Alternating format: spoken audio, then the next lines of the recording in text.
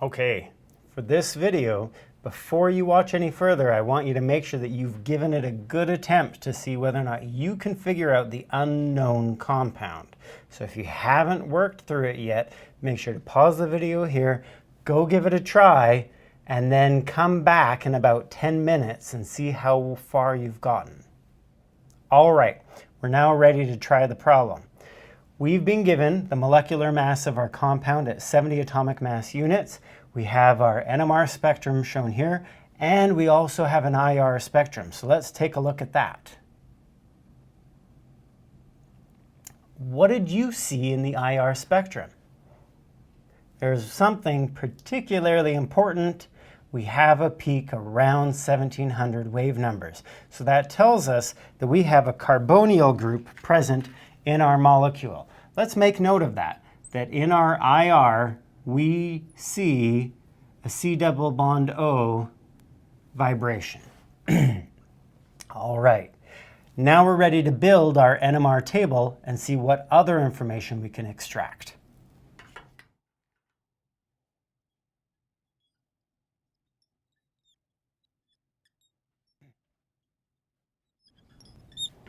Okay, we have our table complete. We see our chemical shifts that signal A is at about 2 ppm and signal B is at about 3 ppm. We haven't been given our integrations for our signals, but looking at it, I see that if we added up the heights of our peaks, we get approximately a 1:2 ratio for signal A to B. Then we have our multiplicity, which is A is a multiplet. It looks to be 5 peaks, so a quintet. B with 3 peaks of height 1 to 2 to 1 is a triplet. That's our information. Now let's see if we can start using that to solve our problem. This one's a little interesting because we see that signal A with an integration of 1 has how many neighbors? It's a quintet, so it should have 4 neighbors. But do you see something with an integration of 4 anywhere in our spectrum? No. Similarly, we have signal B, an integration of 2, that is a triplet. That tells us that it has how many neighbors if it's a triplet? It should have 2 neighboring protons. But where else would there be 2 protons? Since there's only 2 signals, and that is all of the protons in our molecule, we can actually see that this integration is a ratio. It is not the actual number of protons responsible for each signal. We need to double those numbers to find the number of protons in each equivalent set. That A isn't 1 proton, it's actually 2. And B isn't 2 protons, it's actually 4. That's how signal A has 4 neighbors.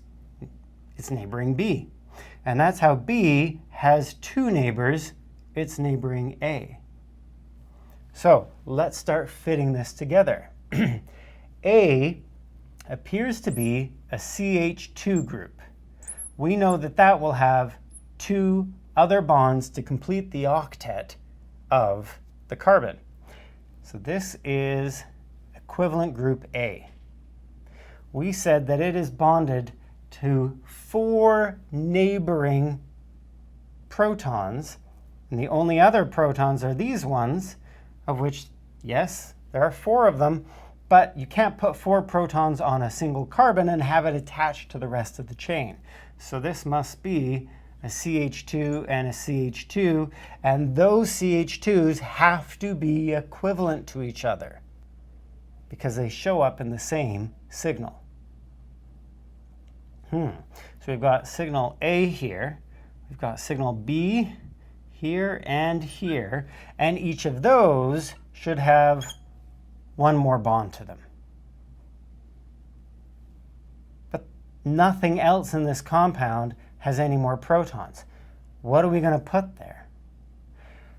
We know that there is a C double bond O, a carbonyl group. Okay, that could go on one of the sides. What else is there? Let's use this information, our molecular mass, and see if we can figure out what's going on here. If we have 1, 2, 3 carbons, 3 carbons each at the mass of 12, plus 6 hydrogens, that gives us 36 and 6, 42 atomic mass units. Now we also have a carbonyl group that's a carbon and an oxygen, 12 and 16, so plus 12 more and 16 for the carbonyl group, that adds up to 70 atomic mass units.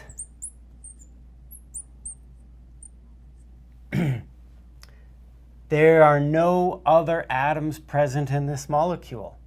We've filled the mass of our compound. So we have a CH2 attached to a CH2 attached to a CH2, which is attached to a C double bond O. Okay, well, let's build our chemical formula now. We've got C, 1, 2, 3, 4. We have 6 hydrogens, and we have 1 oxygen that added up to 70 atomic mass units. Let's determine our degree of unsaturation. So the degree of unsaturation would be 2 times the number of carbons plus 2 minus the number of hydrogens. There are no nitrogens or halogens to worry about. We divide by 2, and we have 8 plus 2 more is 10. Subtracting 6 is 4, divided by 2 is 2. We have a degree of unsaturation of 2. One of those degrees of unsaturation is used for the carbonyl group. What's the other one used for? It could only represent a double bond or a ring. Ah, and that's what it is. So one of our degrees of unsaturation is for this double bond. The other degree of unsaturation is because we have a ringed compound. And there's the answer. Our unknown compound is cyclobutanone. Hopefully you were able to get it, but if not, assess how far you got through this problem before getting stuck, and think about what are the steps that you can take next time so that you don't get stuck and you're going to get all the way to the answer of the problem. Keep trying. Good luck.